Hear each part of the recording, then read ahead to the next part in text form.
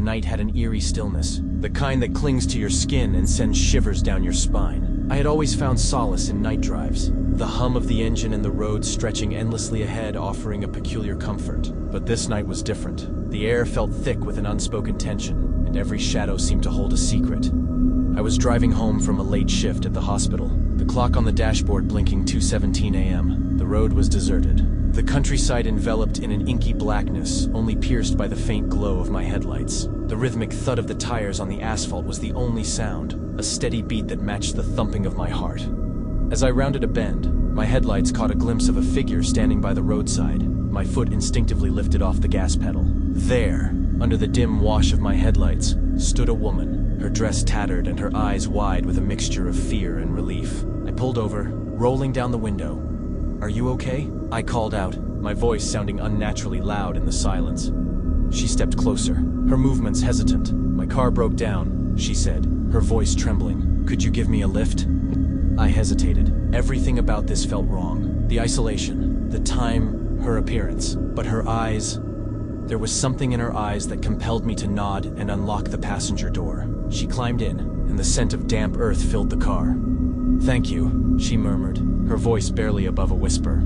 We drove in silence for a few minutes, the tension in the car palpable. I glanced at her out of the corner of my eye. She was staring straight ahead, her hands clenching and unclenching in her lap.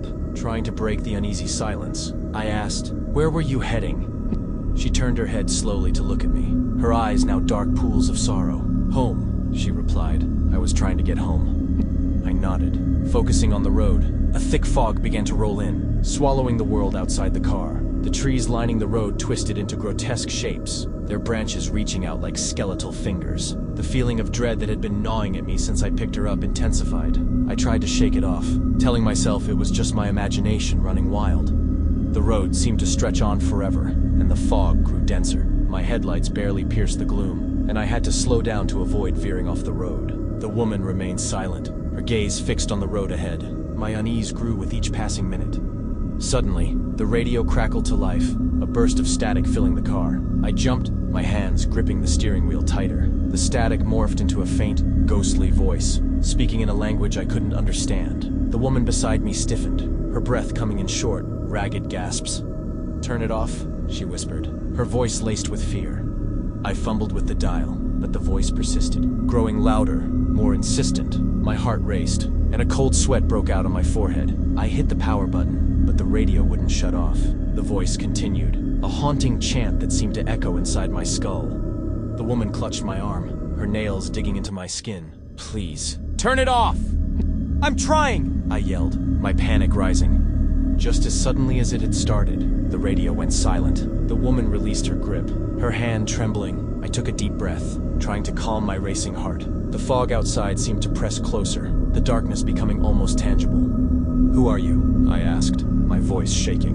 "What's going on?" She didn't answer, her eyes now wide with terror. "We have to keep moving," she said urgently. "We can't stop." I nodded, my instincts screaming at me to get away from this place, to put as much distance between us and whatever was out there. I pressed down on the gas pedal, the car lurching forward into the thickening fog. The road twisted and turned, each bend revealing more of the oppressive darkness. The woman's breathing grew more labored, and she kept glancing nervously out the window. My own fear mirrored hers, the hairs on the back of my neck standing on end. Then, out of the fog, a shape appeared, a dark, hulking figure standing in the middle of the road. I slammed on the brakes, the car skidding to a stop. The figure didn't move, its presence exuding a malevolent force. The woman screamed, a sound filled with pure, unadulterated terror. "Don't stop! Please, don't stop!" I floored the gas pedal, swerving around the figure. The car roared forward, and I glanced in the rearview mirror. The figure was gone, swallowed by the fog. But the fear remained, a cold, icy grip on my heart. Minutes felt like hours as we drove in silence, the oppressive fog slowly lifting. Finally, I saw the faint glow of streetlights ahead, the comforting signs of civilization. I let out a sigh of relief, my grip on the steering wheel relaxing. "We're almost there," I said, my voice shaky. The woman didn't respond. I glanced over and my blood ran cold. The passenger seat was empty, as if she had never been there. A chill ran down my spine, and I slammed on the brakes, the car coming to a screeching halt. I looked around frantically, but but there was no sign of her. The seatbelt lay untouched, and the door was still locked from the inside. My mind raced, trying to make sense of what had just happened. Had it all been a hallucination? A trick of the mind brought on by exhaustion and the eerie night? But the fear I had felt was real, the terror in her eyes unmistakable. I drove home in a daze, the events of the night replaying in my mind. As I pulled into my driveway, the first light of dawn breaking the horizon, I couldn't shake the feeling that something had followed me, something dark and sinister. I never took that route home again, and I stopped driving at night altogether. The fear remained, a constant reminder of that night when I encountered something beyond explanation. A night when the darkness revealed its true, terrifying nature.